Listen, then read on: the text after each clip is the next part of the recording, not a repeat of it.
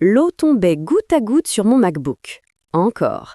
Pour la 3e fois en 2 mois, je regardais mon plafond se transformer en une carte topographique de taches brunes et jaunes et j'entendais Julien rire avec ses amis à l'étage au-dessus. Le son de leurs verres qui s'entrechoquaient traversait le plancher comme une insulte personnelle. J'ai attrapé mon ordinateur juste à temps. Quelques secondes de plus et 3 semaines de travail sur la nouvelle identité visuelle d'une start-up de Montreuil auraient disparu dans un court-circuit. Mes mains tremblaient. Pas de peur, de rage. Il était 22h un mardi soir d'octobre et je me tenais au milieu de mon salon, pieds nus dans une flaque d'eau qui s'élargissait lentement sur mon parquet en point de Hongrie. Ce parquet que j'avais fait restaurer 2 ans plus tôt pour 8 000 €. Ce parquet qui avait survécu à 120 ans d'histoire parisienne et qui allait maintenant gondoler à cause d'un type de 28 ans incapable de surveiller sa plomberie. J'ai levé les yeux vers le lustre de mon salon. Des gouttes d'eau perlaient le long du fil électrique. Quelque part dans mon cerveau, une alarme s'est déclenchée. Eau plus électricité égale danger. J'ai couru vers le tableau électrique dans l'entrée et j'ai tout coupé. Mon appartement a plongé dans le noir. Et là, dans l'obscurité, éclairée seulement par la lumière blafarde de la cour intérieure qui filtrait à travers mes fenêtres, j'ai pris ma décision. Julien Moreau allait payer. Pas avec de la violence, pas avec des cris, pas avec des actes stupides qui me mettraient en tort. Non, il allait payer de la manière la plus française qui soit. Avec des formulaires, des recommandés, des autorités compétentes et une patience méthodique qu'il n'aurait jamais pu imaginer. Si vous avez déjà vécu une situation similaire avec un voisin, dites-le moi dans les commentaires. Et si vous aimez les histoires où justice est finalement rendue, abonnez-vous à cette chaîne, parce que ce que je vais vous raconter, c'est comment j'ai méthodiquement détruit les projets de vacances d'un homme qui pensait que les règles ne s'appliquaient pas à lui. Je m'appelle Marie, j'ai 42 ans, je suis graphiste indépendante et je travaille depuis chez moi dans un appartement haussmannien du 11e arrondissement de Paris, rue de la Roquette pour être précise, à 2 pas du métro Voltaire, dans un de ces immeubles en pierre de taille avec des moulures au plafond et des cheminées en marbre dans chaque pièce. L'immeuble date de 1887. Je le sais parce que la date est gravée au-dessus de la porte cochère et parce que je me suis documentée sur l'histoire du bâtiment quand je l'ai acheté il y a 8 ans.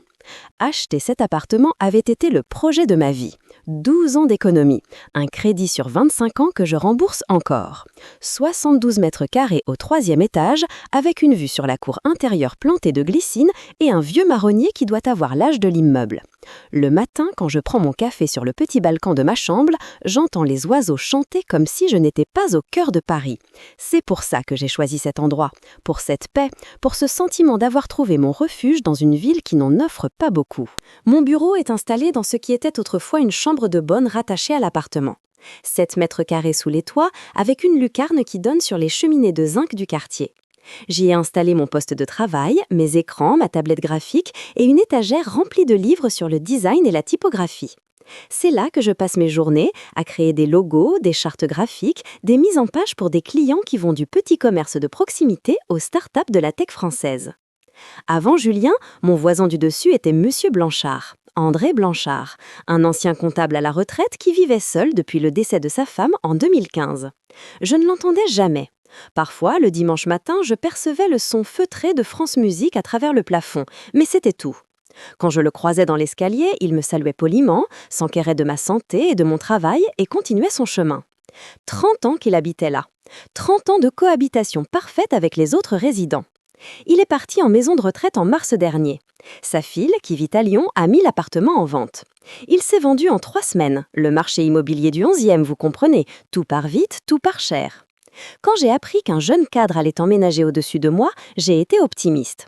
Je me suis dit, tant mieux, quelqu'un de dynamique, probablement très occupé par son travail, absent la journée, calme le soir. Je me suis trompée sur toute la ligne.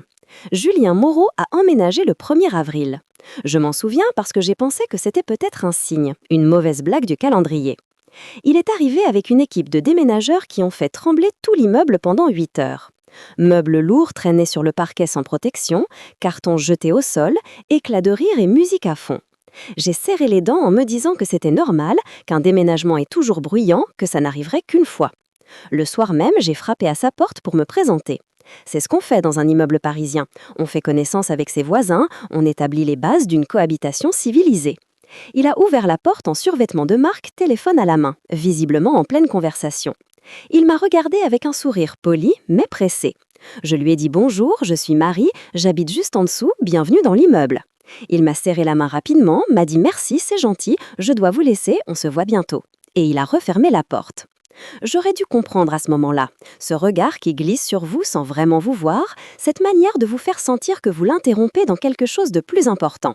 Mais j'ai voulu lui laisser le bénéfice du doute. Il venait d'emménager après tout, il était stressé, fatigué, tout le monde a droit à une période d'adaptation. Les premières semaines ont été supportables. Il y avait du bruit, certes, des pas lourds sur le parquet à des heures tardives, de la musique le week-end, des soirées avec des amis qui riaient fort sur son balcon donnant sur la cour. Mais rien d'insurmontable, rien qui justifie une plainte officielle. Je mettais des bouchons d'oreilles pour dormir et je me disais que ça se tasserait avec le temps. Et puis il y a eu le premier dégât des eaux. Le 15 juin, un samedi soir. Je m'en souviens avec une précision douloureuse. J'étais en train de finaliser une présentation pour un client important, une agence de communication de Bastille qui m'avait confié la refonte de leur identité visuelle. Deadline le lundi matin. J'avais prévu de travailler tard, de peaufiner les derniers détails, puis de m'offrir un dimanche tranquille en récompense. Vers 21h, j'ai entendu un bruit étrange venant du plafond de mon bureau. Un glouglou, puis un craquement. Puis, plus rien. Je me suis dit que c'était les canalisations, que c'était normal dans un vieil immeuble. J'ai continué à travailler. Une demi-heure plus tard, j'ai senti une goutte froide tomber sur ma nuque. J'ai levé les yeux. Une tache sombre s'élargissait au plafond, juste au-dessus de ma table de travail. Avant que j'aie pu réagir, l'eau a commencé à couler. Pas des gouttes, un filet continu qui s'est transformé en cascade. J'ai hurlé. J'ai attrapé mon ordinateur, mes disques durs, tout ce que je pouvais sauver et j'ai tout jeté sur mon lit dans la pièce d'à côté. Quand je suis revenue dans mon bureau, il y avait déjà 2 cm d'eau au sol. Mon fauteuil de travail trempé. Mes livres sur l'étagère du bas fichés. Des croquis originaux que je gardais depuis mes études réduits en bouillie de papier. J'ai monté les escaliers 4 à 4 et j'ai tambouriné à la porte de Julien. Pas de réponse. J'ai tambouriné plus fort. Toujours rien. Son appartement était silencieux. Il n'était pas là. J'ai appelé le gardien, Monsieur Costa, un Portugais d'une 60aine d'années qui vit dans la loge au rez-de-chaussée. Il est monté avec son passe. On a ouvert l'appartement de Julien ensemble. L'eau venait de la buanderie. Le tuyau d'évacuation de la machine à laver s'était détaché. La machine tournait encore, dans le vide, déversant des litres et des litres d'eau sur le carrelage qui débordait dans tout l'appartement. Monsieur Costa coupait l'arrivée d'eau. Mais le mal était fait. Julien est rentré vers minuit, visiblement éméché, en compagnie de 2 amis. Il nous a trouvés, le gardien et moi, dans son entrée, au milieu du désastre. Sa réaction m'a glacée. Il a haussé les épaules. Il a dit « Ah merde, j'avais oublié que j'avais lancé une machine. C'est pas grave, l'assurance va payer. » Pas grave, mon bureau était détruit. 3 semaines de travail sur les projets de 2 clients différents, perdus parce que mes sauvegardes papier étaient sous l'eau. Mon parquet allait devoir être remplacé. Et lui trouvait que ce n'était pas grave. J'ai essayé de rester calme. Je lui ai demandé ses coordonnées d'assurance. Il m'a dit qu'il me les enverrait par mail. Il ne l'a jamais fait. J'ai dû relancer 3 fois avant d'obtenir un numéro de contrat griffonné sur un bout de papier. Si cette histoire vous met en colère rien qu'en l'écoutant, cliquez sur le pouce bleu, parce que ce n'était que le début. L'été est passé dans une succession de démarches administratives. Déclaration de sinistre, constat amiable, devis de réparation, échange interminable avec mon assurance et la sienne. Les travaux dans mon bureau ont pris 6 semaines. 6 semaines pendant lesquelles j'ai dû travailler sur la table de ma cuisine avec mon chat qui marchait sur mon clavier et le bruit de la rue qui entrait par la fenêtre ouverte, parce qu'il faisait une chaleur étouffante cet été-là. J'ai perdu 2 clients à cause de ce retard. L'agence de Bastille a trouvé quelqu'un d'autre. Une start-up de Levallois a annulé son projet. 8 000 € de chiffre d'affaires envolé, sans compter les frais de remplacement du matériel que l'assurance n'a pas entièrement couvert parce que mon contrat ne prévoyait pas certaines clauses. Julien, lui, n'a jamais présenté d'excuses sincères. Je l'ai croisé plusieurs fois dans l'escalier pendant cette période. Il me saluait avec un sourire désinvolte, comme si rien ne s'était passé. Une fois, il m'a même dit « Alors, les travaux avancent, j'espère que ça ne vous dérange pas trop le bruit ». Je n'ai pas su quoi répondre. J'étais tellement sidérée par son manque total d'empathie que les mots me manquaient. Le deuxième dégât des eaux a eu lieu le 18 août, un dimanche matin. J'étais en train de faire la grasse matinée, chose rare et précieuse dans ma vie de travailleuse indépendante. Il était environ 10 heures quand j'ai entendu le premier goutte à goutte. Cette fois, c'était dans ma chambre, juste au-dessus de mon lit. J'ai ouvert les yeux et j'ai vu la tache brune qui s'élargissait au plafond exactement comme 2 mois plus tôt. Pendant une seconde, j'ai cru que je faisais un cauchemar, puis l'eau a commencé à tomber sur mon visage. J'ai bondi hors du lit, j'ai tiré le matelas, les draps, les oreillers, tout ce que je pouvais déplacer. Mais le plafond avait déjà cédé à un endroit. Un morceau de plâtre de la taille d'une assiette est tombé sur mon lit, suivi d'une cascade d'eau brunâtre. J'ai monté chez Julien en pyjama, les cheveux trempés, le cœur battant de rage. Cette fois, il était là. Il m'a ouvert en peignoir, téléphone à la main, l'air agacé. Je lui ai dit « Ton appartement est encore en train d'inonder le mien ». Il a soupiré comme si je l'ennuyais avec des détails insignifiants. Il m'a dit « Attends, je regarde ». Il est allé vers sa salle de bain. J'ai entendu un juron. Il avait laissé couler son bain pendant qu'il téléphonait sur son balcon. 45 minutes. L'eau avait débordé, inondé sa salle de bain, puis trouvé son chemin jusqu'à mon plafond. Quand il est revenu vers moi, il a eu le culot de hausser les épaules. Il m'a dit « C'est juste de l'eau, Marie, relax, c'est pour ça qu'on a des assurances, relax ». Il m'avait dit de me relaxer. Mon plafond s'effondrait dans ma chambre, mon matelas était bon à jeter. J'allais devoir dormir sur mon canapé pendant des semaines en attendant les réparations. Et il me disait de me relaxer. J'ai failli le gifler. J'ai serré les poings si fort que mes ongles se sont enfoncés dans mes paumes. J'ai pris une grande inspiration et je lui ai dit, d'une voix que je ne me connaissais pas, froide et coupante, que cette fois, j'allais contacter le syndic, que cette situation ne pouvait plus durer, que s'il ne prenait pas ses responsabilités, je les ferais prendre de force. Il m'a souri, ce sourire condescendant que je détestais déjà. Il m'a dit « Fais ce que tu veux, Marie, le syndic ne peut rien contre moi, je suis propriétaire. » Propriétaire, comme si ce statut le plaçait au-dessus des lois, au-dessus des règles de la copropriété. Je suis redescendue chez moi et j'ai passé les 2 heures suivantes à éponger l'eau et à pleurer de rage. Puis j'ai commencé à documenter. Qu'auriez-vous fait à ma place? Dites-le moi en commentaire. Parce que moi, à ce moment-là, j'ai compris que la politesse et la bonne volonté ne suffiraient pas. Il fallait passer à l'étape supérieure. Le lendemain, j'ai envoyé un courrier recommandé au syndic de copropriété, cabinet gestion IMO situé rue Oberkampf. J'ai détaillé les 2 incidents, joint des photos hors-datées des dégâts, les devis de réparation et demandé une intervention formelle auprès de M. Moreau. Le syndic m'a répondu 2 semaines plus tard. Ils avaient envoyé une lettre d'avertissement au propriétaire du 4e étage, lui rappelant ses obligations en matière d'entretien de son logement et de respect du règlement de copropriété. J'ai reçu une copie de cette lettre. Elle était polie, ferme, professionnelle. Julien l'a jetée à la poubelle. Je le sais parce que je l'ai vue dans le local poubelle de l'immeuble 3 jours plus tard. Elle était chiffonnée, déchirée, jetée au milieu des déchets comme un prospectus sans importance. J'ai pris une photo. Je ne savais pas encore à quoi elle me servirait, mais quelque chose me disait de tout documenter. Tout.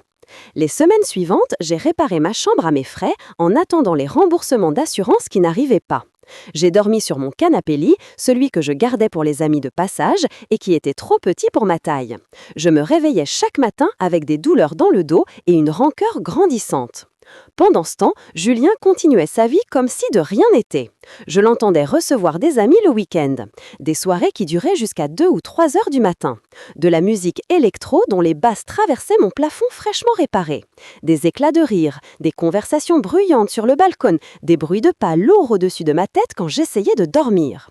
J'ai tenu un journal. Date, heure, nature des nuisances, durée. Je notais tout dans un carnet. Je prenais des enregistrements audio avec mon téléphone. Je constituais un dossier. D'autres voisins ont commencé à se plaindre. Madame Lefebvre, du 2e étage, une femme d'une 50aine d'années qui travaille comme infirmière de nuit, m'a confié qu'elle n'arrivait plus à dormir le jour à cause du bruit chez Julien. Monsieur et Madame Huang, du 1er, parents de 2 enfants en bas âge, m'ont raconté que leur petit se réveillait en pleurant quand les soirées au 4e étaient trop bruyantes. Nous avons tous écrit au syndic. Individuellement d'abord, puis avec une lettre collective signée par 5 copropriétaires. Le syndic a envoyé une nouvelle mise en demeure à Julien. Elle a fini comme la première, à la poubelle. Le troisième dégât des eaux a eu lieu le 12 octobre. Mais cette fois, les circonstances étaient différentes et c'est ce qui a tout changé. Ce jour-là, Julien était au travail. Je le sais parce que je l'avais vu partir le matin, costume impeccable, attache-case à la main, air pressé de celui qui court vers une réunion importante. Il travaillait dans une banque d'affaires de la Défense, un de ces jobs qui paient très bien et qui vous font croire que vous êtes au-dessus des règles communes. Vers 14 heures, Madame Costa, la femme du gardien, a frappé à ma porte. Elle était affolée. Elle m'a dit « Madame Dupont, il y a de l'eau qui coule dans le hall, ça vient de chez vous ». J'ai couru dans mon salon. Le plafond était intact. Pas de taches, pas de gouttes. J'ai fait le tour de l'appartement. Cuisine, bureau, chambre, rien. Puis je suis allée dans mon entrée. Et là, j'ai vu. L'eau ne venait pas de mon plafond, elle venait de mon tableau électrique. Un filet d'eau brunâtre s'écoulait le long des fils, traversait le boîtier et dégoulinait sur le sol de mon entrée avant de filer sous ma porte vers le palier. J'ai coupé le courant par réflexe, puis j'ai appelé les pompiers. Ils sont arrivés 20 minutes plus tard. Ils ont fait ouvrir l'appartement de Julien avec l'aide du gardien. Le spectacle qui les attendait était consternant. Julien avait essayé de réparer lui-même un tuyau sous son évier de cuisine. Sans plombier, sans compétence, avec apparemment du ruban adhésif et de l'optimisme. Le raccord avait lâché pendant son absence. L'eau coulait depuis des heures. Elle avait inondé sa cuisine, traversé son sol et s'était frayé un chemin à travers les interstices du plancher jusqu'à mon installation électrique. Les pompiers ont coupé l'eau. Ils m'ont dit que mon appartement n'était plus habitable en l'état. Il fallait faire venir un électricien en urgence pour vérifier que tout le système n'était pas endommagé. En attendant, pas question de remettre le courant, trop dangereux. J'ai passé les 4 jours suivants chez ma sœur à Vincennes. 4 jours à dormir dans sa chambre d'amis, à travailler sur son Wi-Fi instable, à faire des allers-retours à Paris pour rencontrer l'électricien, l'expert de l'assurance, le syndic. Le diagnostic de l'électricien était sans appel. Une partie de mon installation était fichue. Il fallait refaire tout le tableau, vérifier les fils dans les murs, remplacer plusieurs prises. Devis total, 4 700 €. Sans compter les jours de travail perdus, les frais de déplacement, le stress qui me donnait des insomnies. Quand j'ai enfin pu rentrer chez moi, j'ai trouvé un mot glissé sous ma porte, l'écriture de Julien. Il avait écrit « Désolé pour les désagréments, mon assurance va s'en occuper. Désolé pour les désagréments ». Comme si 3 inondations en 4 mois, des milliers d'euros de dégâts, des semaines de travaux et de stress n'étaient que des désagréments, des petits tracas sans importance dans sa vie de jeune cadre dynamique. Cette nuit-là, je n'ai pas dormi. Je suis restée assise dans mon salon, dans le noir, parce que j'avais peur de faire une surconsommation sur mon installation électrique fragile, et j'ai réfléchi. J'ai pensé à toutes les options qui s'offraient à moi. Je pouvais continuer à subir, accepter que Julien était un voisin catastrophique et espérer qu'il finisse par déménager de lui-même. Cette option me révulsait. Je pouvais le confronter directement, lui hurler dessus, lui faire une scène dans l'escalier. Mais je savais que ça ne servirait à rien. Julien était le genre de personne qui transforme les conflits en opportunité de se victimiser. Il raconterait à tout le monde que sa voisine était hystérique et je passerais pour la méchante de l'histoire. Je pouvais porter plainte, mais pour quel motif exactement ? Négligence ? C'était civil, pas pénal. Les tribunaux étaient engorgés. Une procédure prendrait des années. Et puis, vers 4 heures du matin, alors que je buvais ma 6e tasse de tisane, une idée m'est venue. Une idée qui allait tout changer. À tous ceux qui vivent actuellement des problèmes de voisinage, vous n'êtes pas seuls. Et parfois, la solution vient d'où on ne l'attend pas. Depuis quelques mois, j'avais remarqué des choses étranges dans l'immeuble. Des visages inconnus dans l'escalier le week-end, des valises à roulettes traînées sur le pavé de la cour intérieure, des gens qui ne savaient pas où se trouvait le local poubelle et qui sonnaient chez les voisins pour demander. Au début, je pensais que c'était des invités de Julien, des amis de passage, mais c'était trop fréquent et il ne restait jamais plus d'un week-end. J'ai commencé à enquêter. Discrètement. J'ai parlé à Monsieur Costa, le gardien. Il m'a confirmé mes soupçons. Il voyait des nouveaux visages chaque week-end chez Monsieur Moreau. Des gens avec des bagages qui arrivaient le vendredi soir et repartaient le dimanche. Il pensait que c'était une location de courte durée, mais il n'avait pas de preuves.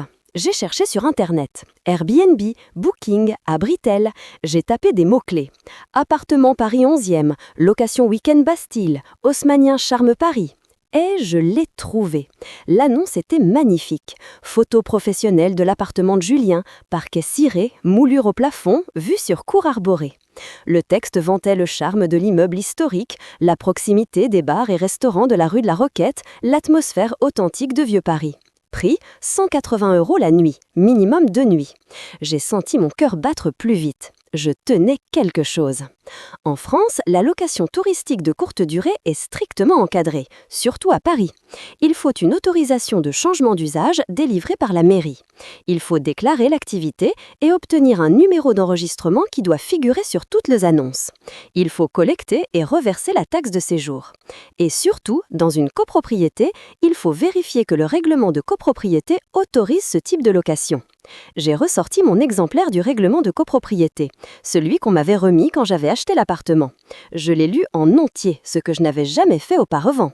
Et j'ai trouvé, à l'article 17, une clause très claire. Les locations de courte durée à caractère touristique ou saisonnier sont interdites dans l'immeuble, sauf autorisation expresse de l'Assemblée générale des copropriétaires. Julien n'avait jamais demandé d'autorisation. J'avais assisté à toutes les assemblées générales depuis mon arrivée. La question n'avait jamais été soulevée. J'ai continué mes recherches. L'annonce Airbnb ne comportait pas de numéro d'enregistrement, ce qui signifiait soit que Julien ne s'était pas enregistré auprès de la mairie, soit qu'il avait délibérément omis de l'afficher. Dans les deux cas, c'était une infraction. J'ai fait des captures d'écran de l'annonce. J'ai noté les dates de disponibilité. J'ai recoupé avec mes notes sur les week-ends où j'avais vu des inconnus dans l'immeuble. Tout correspondait. Puis, j'ai découvert autre chose. En fouillant dans les avis laissés par les clients, j'ai trouvé des commentaires qui mentionnaient des soirées bruyantes dans l'appartement. Un client écrivait « Super emplacement pour sortir, on a fait la fête jusqu'à tard ». Un autre disait « Propriétaire absent, mais les voisins semblent habitués au bruit ». Un troisième se plaignait que le propriétaire d'en dessous lui avait fait des remarques le dimanche matin.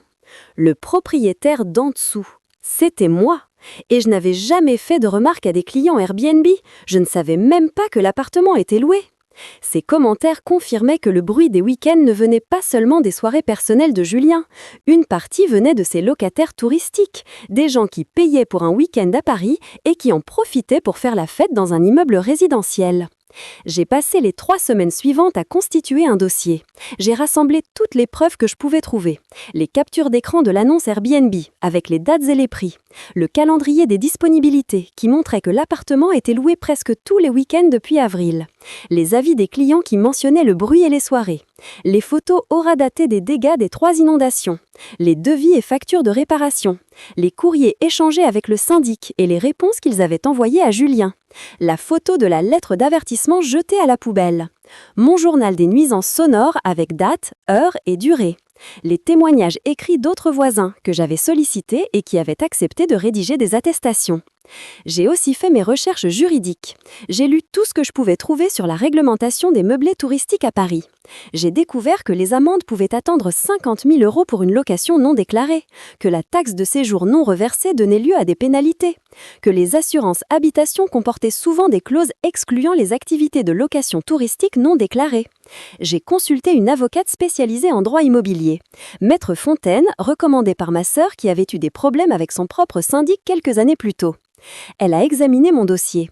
Elle m'a dit que j'avais un cas solide, que les infractions de Julien étaient multiples et documentées, que les autorités compétentes prendraient cela au sérieux. Elle m'a conseillé d'envoyer mes signalements simultanément à 3 destinataires. Le syndic de copropriété, pour violation du règlement intérieur. La mairie de Paris, direction du logement et de l'habitat, pour location touristique non déclarée. Et la direction régionale des finances publiques, pour suspicion de revenus non déclarés et taxes de séjour impayées. J'ai préparé 3 dossiers identiques. Épais, méthodiques, irréprochables. J'ai fait des copies de chaque document. J'ai rédigé des lettres d'accompagnement claires et factuelles, sans émotion excessive, sans accusation gratuite. Juste les faits, les preuves, les références légales. Puis j'ai attendu le bon moment. Début novembre, j'ai vu Julien dans l'escalier avec une grosse valise. Il partait quelque part. Je lui ai demandé, d'un ton faussement aimable, s'il partait en vacances. Il m'a répondu « Oui, 3 semaines en Thaïlande, j'ai bien besoin de décompresser ». 3 semaines en Thaïlande, pendant que moi, je dormais encore par intermittence à cause de l'anxiété qu'il m'avait causée, pendant que mon compte en banque était ponctionné par les réparations que ses assurances tardaient à rembourser, pendant que mon travail souffrait de mon état de stress permanent. J'ai souri et je lui ai souhaité bon voyage. Le lendemain matin, un mardi, je me suis levée à 6 heures. J'ai pris mon petit déjeuner en relisant une dernière fois mes dossiers. J'ai vérifié que tout était en ordre. Puis, je suis sortie. Mon premier arrêt a été la poste de la rue de Charonne. J'ai envoyé 3 courriers recommandés avec accusé de réception. Un au syndic cabinet gestion IMO, un à la mairie de Paris, un aux impôts.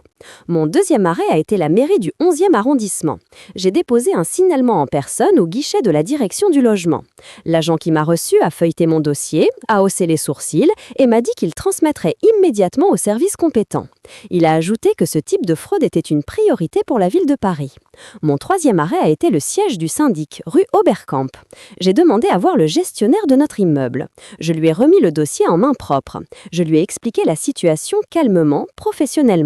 Il a pris des notes, il m'a dit qu'il convoquerait une assemblée générale extraordinaire si nécessaire. À midi, tout était fait. J'étais épuisée, mais étrangement sereine. J'avais fait ce que je pouvais. Le reste était entre les mains des autorités. Si vous pensez que j'ai bien fait, faites-le moi savoir avec un like, parce que ce qui s'est passé ensuite a dépassé toutes mes attentes. La machine administrative française peut être lente, mais quand elle se met en marche, elle est implacable. Le syndic a réagi en premier. Dès le lendemain de la réception de mon dossier, ils ont envoyé une mise en demeure à Julien par courrier recommandé. Cette lettre lui rappelait les termes de l'article 17 du règlement de copropriété et lui ordonnait de cesser immédiatement toute activité de location touristique sous peine de poursuites judiciaires et d'amende. Copie de cette lettre m'a été adressée en tant que copropriétaire ayant signalé l'infraction. La mairie a suivi 3 jours plus tard. Un courrier officiel est parti à l'adresse de Julien, l'informant qu'une enquête était ouverte concernant une présumée infraction aux règles d'enregistrement des meublés touristiques. Le courrier demandait la production sous 15 jours du numéro d'enregistrement de son logement sous peine d'amende pouvant aller jusqu'à 50 000 €. Les impôts ont pris un peu plus de temps, mais leur courrier est arrivé une semaine après mon signalement. Une notification de contrôle fiscal demandant à M. Moreau de se présenter dans leurs locaux muni de tous les documents relatifs à ses revenus locatifs des 3 dernières années. Julien devait partir pour la Thaïlande le samedi. Ces 3 courriers sont arrivés le jeudi. Je ne sais pas exactement comment il a réagi en les recevant. Je n'étais pas là. Mais je peux imaginer.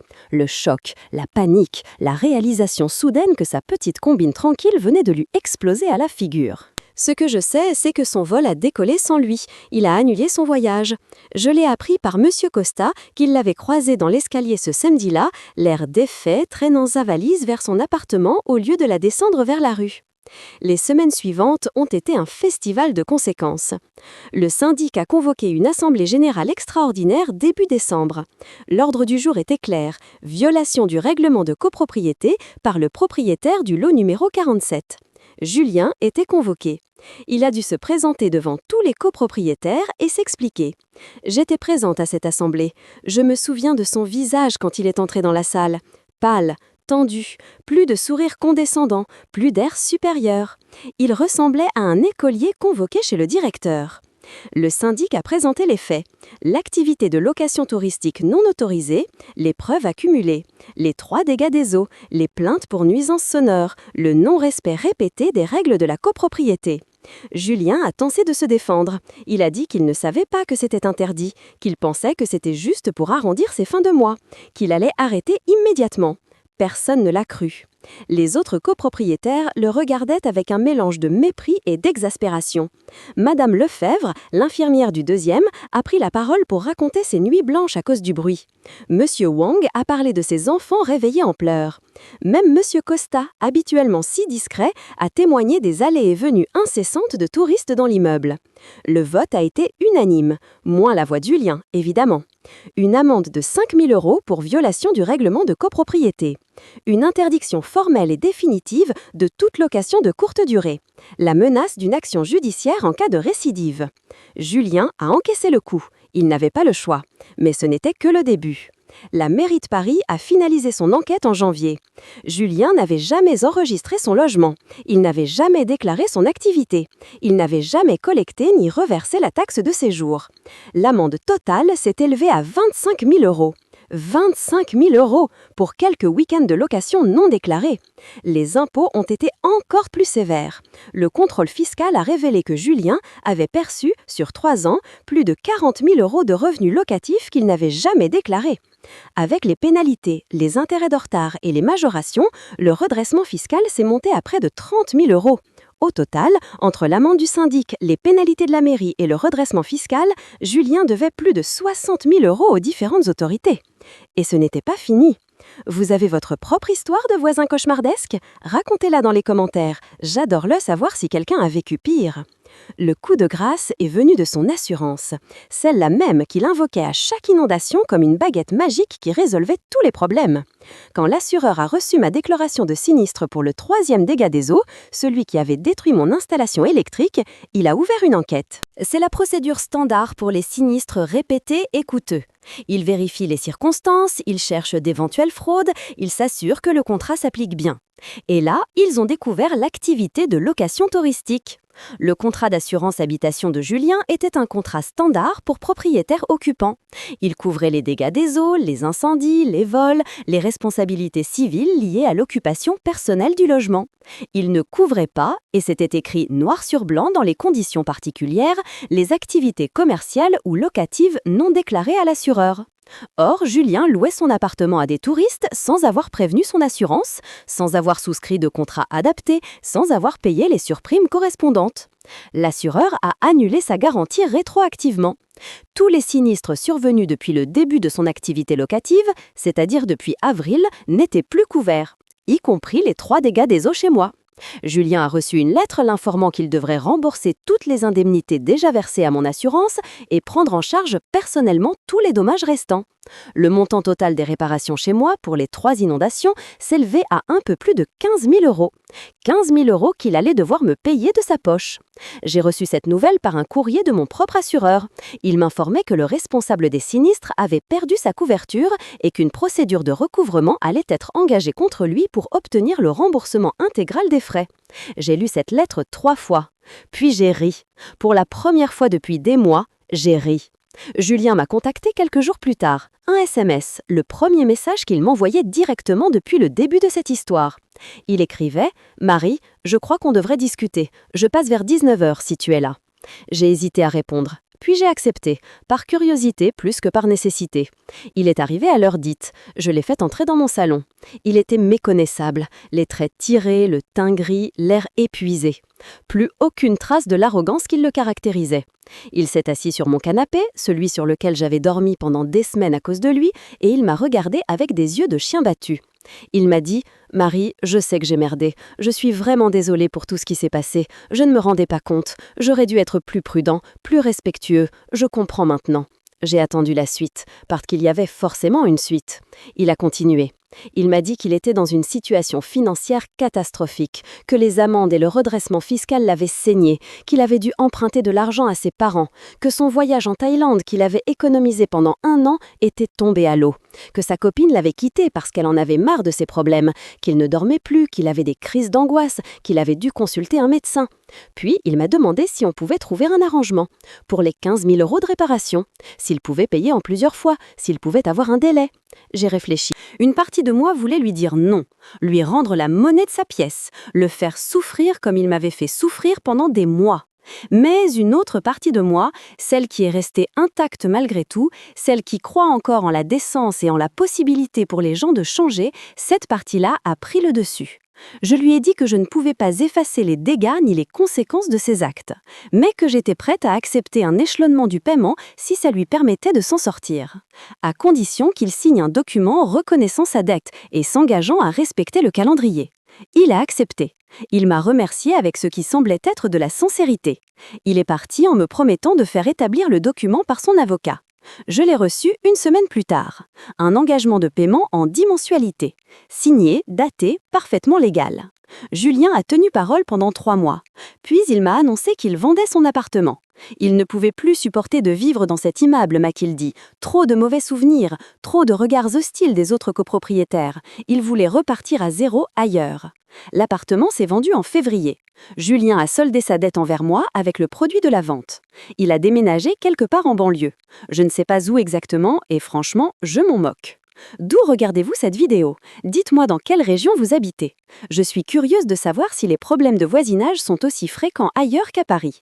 La nouvelle propriétaire du 4e étage s'appelle Françoise. Elle a 68 ans.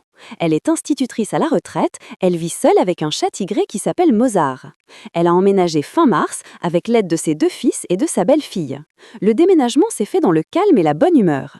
Elle est venue se présenter chez tous les voisins dans la semaine qui a suivi.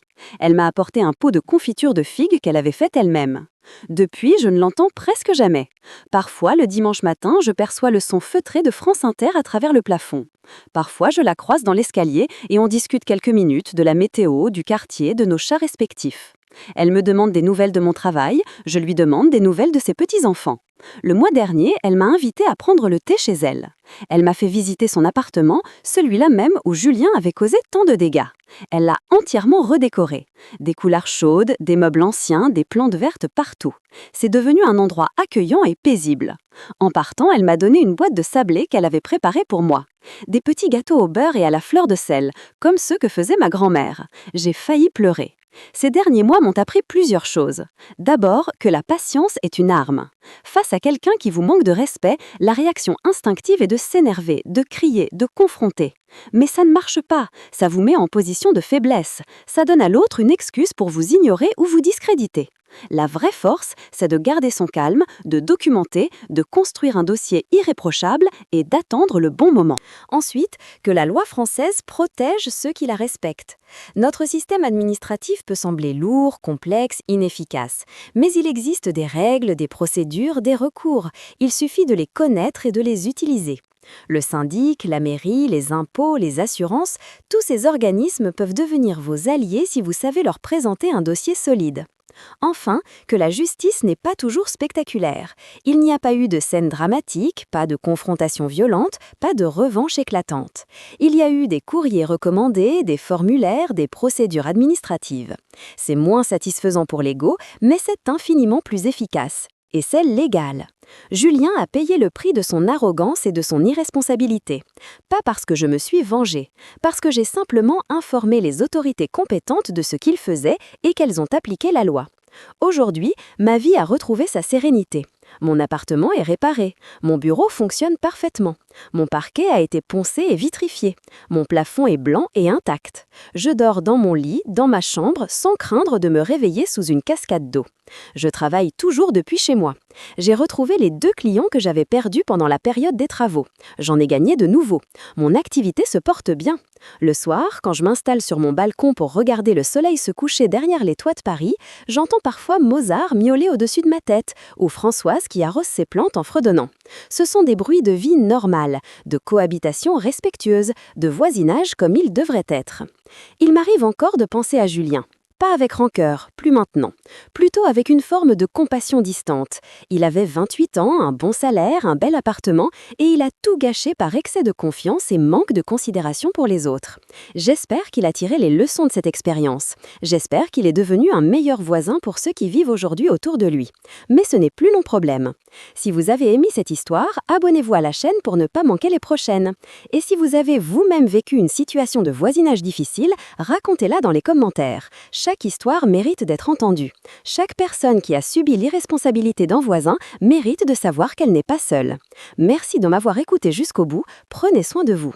Et souvenez-vous, dans ce pays, la loi est de votre côté. Il suffit de savoir l'utiliser. À bientôt!